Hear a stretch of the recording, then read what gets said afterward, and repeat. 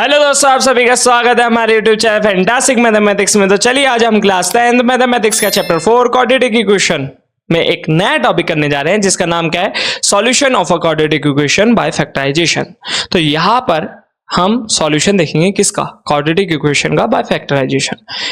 अब ये जो टॉपिक है ना वो एनसीईआरटी के हिसाब से एक्सरसाइज 4.2 में, पर हम 4.1 को ही इसी टॉपिक से सॉल्व करते आ रहे हैं। मतलब 4.1 में सिर्फ आपको इक्वेशन बनाने के लिए दी गई है, पर मेरी अगर आपने वीडियो स्टेप बाय स्टेप देखी है, मतलब सीक्वेंस में देखी है, तो वहां पर मैंने इन इक्वेशंस को मिडिल टर्म स्प्लिटिंग से सॉल्व कर ही रखा है। तो वहां पर हमने ये टॉपिक से इसको सीख लिया है। फिर भी हम एक्सरसाइज 4.2 को करेंगे ताकि आपको ये जो है मतलब मिडिल टर्म स्प्लिटिंग ये बहुत अच्छे से सॉल्व करनी आ जाए। क्यों? क्योंकि ये आपको क्लास 11th में भी काम आएगी, 12th में भी काम आएगी, इवन अगर आप बीसीए बीटेक करोगे तो वहां पर जब क्वाड्रेटिक इक्वेशंस आएंगी तो वहां पर भी काम आएगी। ठीक है। और इसी के साथ साथ अगर आप जैसे कुछ बच्चे कॉमर्स लेते हैं तो कॉमर्स विद मैथ्स लेते हैं और फिर उसके बाद सीए की तैयारी करते हैं तो वहां पर भी बच्चों को ये काम आती है। ठीक है। तो क्वाड्रेटिक इक्वेशन की जो मिडिल टर्म स्प्लिटिंग है उसे अच्छे से सीख लेना, क्योंकि ये जो आप पढ़ा रहे हो अगर आप पढ़ाई की ही लाइन में आगे बढ़ोगे तो आपके ये काम आएगी। ठीक है। तो ये व्यर्थ में तो जाएगा नहीं। तो यहां पर हम क्या सीखेंगे, यहां पर हम सीखेंगे मिडिल टर्म स्प्लिटिंग। ठीक है। तो मिडिल टर्म स्प्लिटिंग तो हम करते हुए क्लास 9th में भी आपने देखा होगा, फिर भी इसके कुछ क्वेश्चंस कर लेता है। तो यहां पर हम एक्सरसाइज 4.2 का क्वेश्चन नंबर फर्स्ट करते हैं। तो एक्सरसाइज 4.2 के क्वेश्चन नंबर फर्स्ट में क्या कहा है, find the roots of the following quadratic equations by the factorization. तो यहां पर इसकी जो पहला वाला हम जो इक्वेशन सॉल्व करेंगे वहीं पे इसकी सारी थ्योरी भी पढ़ लेंगे और साथ के साथ सॉल्व करना कैसे करना होता है वो भी सीख लेंगे। तो फर्स्ट वाली जो इक्वेशन दे रखी है वो क्या है, x² - 3x - 10 = 0। ठीक है। तो क्वेश्चन नंबर फर्स्ट के फर्स्ट वाले पार्ट में जो आपको इक्वेशन दे रखी है वो क्या है, x² - 3x फिर -10 = 0। ठीक है। अब आपको ये बात तो पता होगी कि क्वाड्रेटिक इक्वेशन की जो स्टैंडर्ड फॉर्म होती है वो क्या होती है, नहीं पता तो हम बताते हैं ना। तो वो क्या है, वो होती है ax² + bx, ठीक है, + c = 0। ठीक है। अब अगर यहां पर =0 लिखा है तो जब ये क्या है, क्वाड्रेटिक इक्वेशन। क्या है, क्वाड्रेटिक इक्वेशन। ठीक है जी। अब मैं दोबारा बता रहा हूं कि क्वाड्रेटिक इक्वेशन और क्वाड्रेटिक पॉलिनोमियल में क्या फर्क है। जब मैं इसी को इतने हिस्से को px के बराबर रख देता हूं, ठीक है, तो ax² + bx, ठीक है, + c, तो बराबर रख दिए px के। जब ये क्या हो जाता है, ये हो जाता है क्वाड्रेटिक पॉलिनोमियल। ठीक है, क्वाड्रेटिक पॉलिनोमियल। ठीक है। अब यहां पर जब क्वाड्रेटिक इक्वेशन के बारे में बात करते हो तो ऐसी वैल्यू जो इसे 0 कर दे, जो इसे सेटिस्फाई कर दे, जब किसके बारे में बात कर रहे हो, क्वाड्रेटिक इक्वेशन, तो वहां पर उसको रूट्स बोल दिया जाता है। क्या बोल दिया जाता है, रूट्स। ठीक है। फिर ऐसी वैल्यू जो इसको सेटिस्फाई कर दे, मतलब इसकी वैल्यू के बराबर ला दे, वहां पर इसको जीरोस बोल दिया जाता है। क्या बोल दिया जाता है, जीरोस। ठीक है। स्पेलिंग में अगर इधर उधर हो गया हो तो उसके लिए माफी। ठीक है। तो उसे वहां पे क्या बोल दिया जाता है, जीरोस। क्या ये क्या अलग अलग है, नहीं। अगर एक तरीके से मैं कहूं कि px की वैल्यू कब 0 हो जाती है, जब 0 हो जाती है, जब उसे क्या बोल दिया जाता है, क्वाड्रेटिक इक्वेशन। तो ऊपर दे रखा है। अब इसको हमें सॉल्व करना है किससे, मिडिल टर्म स्प्लिटिंग से। क्या सॉल्व करना है, मिडिल टर्म स्प्लिटिंग से। तो मिडिल टर्म स्प्लिटिंग सीखते हैं कि क्या होता है। ठीक है। तो मिडिल टर्म स्प्लिटिंग में जो मिडिल टर्म होती है ना, जैसे यहां पर जो x के साथ होता है b, ठीक है, तो b कैसे लाया जाता है, जब a की मल्टीप्लाई c से करो, उसके फैक्टर करो, उसके फैक्टर की मदद से हमें क्या लाना होता है, b लाना होता है। ठीक है। अब यहां पर ये जो साइन होता है ये पॉजिटिव, यहां पर ये जो होता है ये भी पॉजिटिव होता है। मतलब आपको साइन नहीं देखना, आपको सिर्फ क्या देखना है, b देखना है। मतलब b की वैल्यू क्या है, 3। तो देखते हैं यहां पर, जैसे यहां पर कुछ ना हो तो आप इसको क्या मानोगे, 1 मानेंगे। तो 1 की मल्टीप्लाई 10 से करेंगे तो 10 आएगा, 10 के फैक्टर करो तो यहां पर आ जाएगा 2 5 और 5 1। ठीक है। फिर 1 1 1। अब इसके बाद क्या होता है कि ये फैक्टर आ गए, तो देखो 5 और 2, ठीक है, 2 और 5 ऐसे भी बोल सकते हैं। अब मुझे सिर्फ 3 लाना है। क्या लाना है, 3 लाना है। तो 5 में से 2 माइनस करूंगा जब तो 3 आएगा।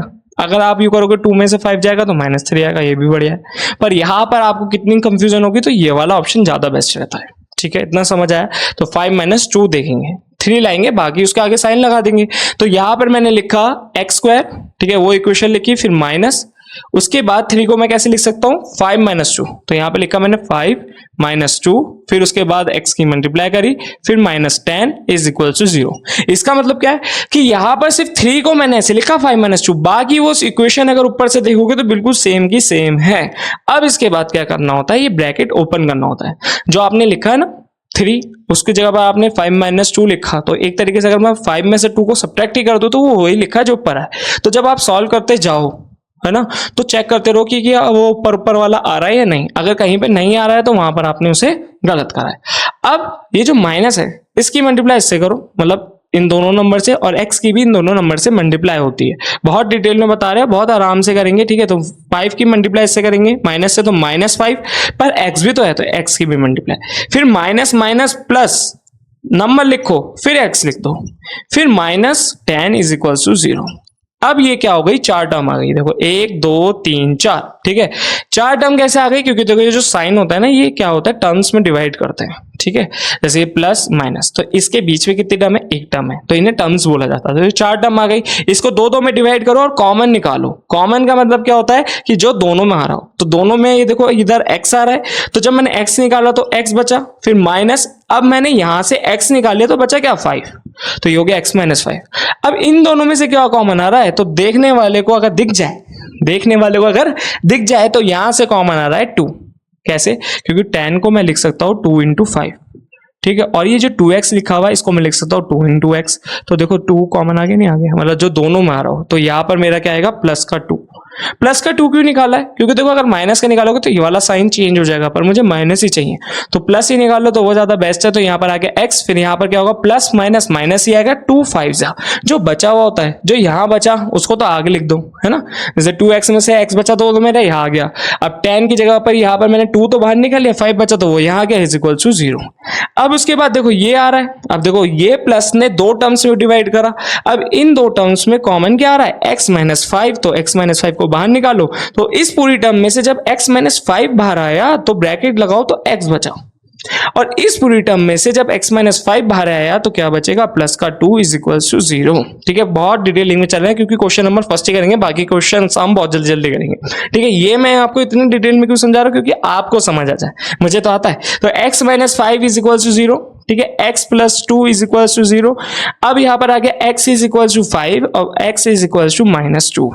अब यहां पर ये दोनों ही क्या हैं, रूट्स हैं इस वाली क्वाड्रेटिक इक्वेशन के। ठीक है, अब यहां पर कुछ चीजें हैं जो हम देख लेते हैं जो अभी तक हमने नहीं देखी। क्या, जब आप इस स्टेज पे पहुंच जाते हो तो इन दोनों को कहते हैं कि ये इसके फैक्टर हैं।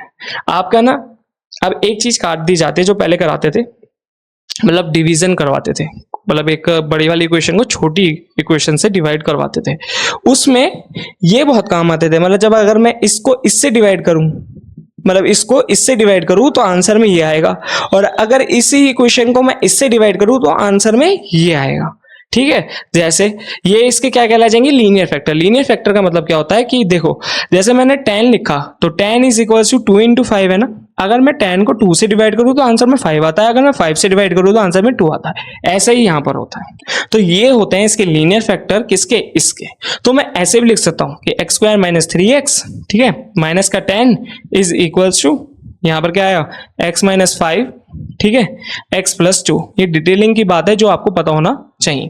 और इन्हीं को क्या बोलते हैं, लीनियर फैक्टर्स। क्या बोलते हैं, linear factor of this quadratic equation. ठीक है, तो लीनियर फैक्टर, इतना समझ आया। इसी लीनियर फैक्टर को जब हम जीरो के बराबर पुट करते हैं जब भी हमें क्या मिलता है, रूट्स मिलता है, या फिर आप उसे जीरोस कह सकते हो। अगर आप क्वाड्रेटिक इक्वेशन की बात कर रहे हो तो जब क्या बोलोगे, रूट्स। जब आप क्वाड्रेटिक पॉलिनोमियल के बारे में बात कर रहे हो तो इसे क्या बोलोगे, जीरोस। ठीक है, अब ये जो आपको वैल्यू मिली जिसको आपने रूट्स बोला, ये इसको क्या करते हैं, इस इक्वेशंस को सेटिस्फाई करती है। कैसे, देखो आपने लिखा x square minus 3x minus 10 is equal to 0। अब ये जो वैल्यू आई ना उसको x की जगह पे पुट करो, जैसे 5, तो 5 को पुट करो, 5 का स्क्वायर माइनस 3, यहां पे आएगा 3 इंटू 5, फिर माइनस 10 इज इक्वल टू 0। यहां पर क्या आएगा 25, फिर माइनस 15, फिर माइनस 10 इज इक्वल टू 0। देखो 25 माइनस 25 आंसर कितना आ जाएगा, 0 इज इक्वल टू 0। तो पहली वैल्यू ने सेटिस्फाई करा, दूसरी वाली डाल के देखो माइनस 2, तो यहाँ पे माइनस 2 डालता है तो माइनस 2 का स्क्वायर, फिर माइनस 3 इंटू 2, माइनस का लगाओगे यहाँ पर, फिर माइनस का 10 इज इक्वल टू 0। अब यहाँ पर क्या होता है 4, फिर यहाँ पे माइनस माइनस, देखो 2 के साथ ये माइनस, ऐसे ढंग से लिख लो, माइनस था तो माइनस माइनस प्लस, ये 6 हो गया, माइनस 10 इज इक्वल टू 0, यहाँ पर 10 माइनस 10 इज इक्वल टू 0, तो आंसर 0 इज इक्वल टू 0। तो इनने इसको क्या करा, सेटिस्फाई करा। तो सेटिस्फाई करती हैं। और रूट्स, जैसे अगर आपने बोला है कि ये इसका रूट्स है ना, तो जब अगर ये इसका रूट है, कोई भी वैल्यू जो आपने बोली है, तो जब आप उसको उसमें डालोगे तो आंसर 0 के बराबर पहुंचेगा। ठीक है, इतना समझ आया। अब जैसे मेरे को दे रखा है 5, x इज इक्वल टू 5, और बोल दिया कि वो इसका क्या है, वो इसका रूट है, तो मैं ऐसे कर सकता हूं कि x माइनस 5 फिर क्या होगा, इसका फैक्टर होगा। क्या होगा, फैक्टर। तो इस केस में तो मैंने इसको बोल दिया कि ये क्या है, रूट है, और ये इसका क्या है, फैक्टर है। याद रखना, ठीक है। अगर यहां पे दे रखा है x माइनस 2, तो बस इसको इधर ले जाओ, तो ये हो जाएगा x प्लस 2, तो x प्लस 2 इसका क्या हो जाएगा, फैक्टर हो जाएगा इस वाले क्वाड्रेटिक इक्वेशन का। तो यहां पर हमने बात क्या करा, हमने इस वीडियो में बात करी क्वाड्रेटिक इक्वेशन की। इक्वेशन कब कहते हैं, क्वाड्रेटिक पॉलिनोमियल की। क्वाड्रेटिक पॉलिनोमियल कब कहते हैं, ठीक है। जीरोस समझ आया, जब पॉलिनोमियल बोल रहे तो जीरोस बोलोगे, जब इक्वेशन बोल रहे तो रूट्स बोलोगे। लीनियर फैक्टर क्या होता है, ठीक है, ये समझ आया। उसके बाद जो जीरोस आता है, मतलब जो रूट्स आता है, वो इस इक्वेशन को क्या करता है, सेटिस्फाई करते हैं, चाहे वो कोई सी भी हो। अगर आपने ये वैल्यू निकाली है तो आप उसमें डाल के देखो, ठीक है। अगर आपको सिर्फ एक दे रखा है और आपको दूसरा मतलब कह रखा है फैक्टर निकालना है, मतलब फैक्टर, लीनियर फैक्टर बताओ, तो x माइनस 5 इसका क्या होगा, फैक्टर है, अगर ये इसका क्या है, रूट है। इतनी बात समझ आई। तो यहां पर हमारी वीडियो हो जाती है समाप्त। तो होप आपको हमारी वीडियो समझ आई होगी। अगर आपको हमारी वीडियो समझ आए तो प्लीज हमारी वीडियो को लाइक करें, हमारे चैनल को सब्सक्राइब करें, अपने दोस्तों को जरूर शेयर करें, और अगर आपको कोई डाउट हो तो प्लीज कमेंट करके बताएं। Thanks for watching.